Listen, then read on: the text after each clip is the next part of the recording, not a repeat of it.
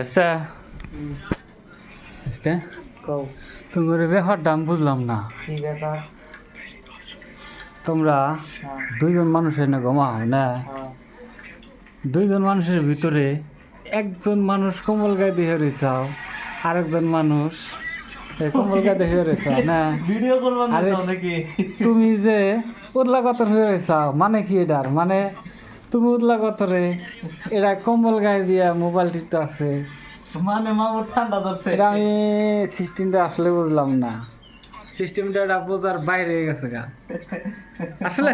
তোমার আমি দেখি মুখটা দেখি, বলবো দেখি মুখটা দেখি মানে আসলে কথার মধ্যে কথা হয়েছে, মানে আমরা কংগ্রেসের ভোট দিছি, চশমা রাখাইছি। বিজেপি হিমন্ত বাস নিয়ে আইতাইছে, ওইখানে কম্বলে তলে ঢুকছে। ওই জন্য এটা তো- আজবটি আগে থেকে গোছাই দিয়েছি।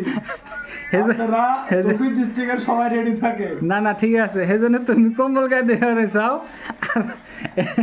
এটা এটা এটা আর একজন আছে গুয়াহাটির বিজেপির লোক, আমি এটা কই, এটা হলো বিজেপি, তার মানে উদলা করে বডি দেখে রয়েছে ডর নাই, হেমন্ত ডাইনাথ। ডাইনার।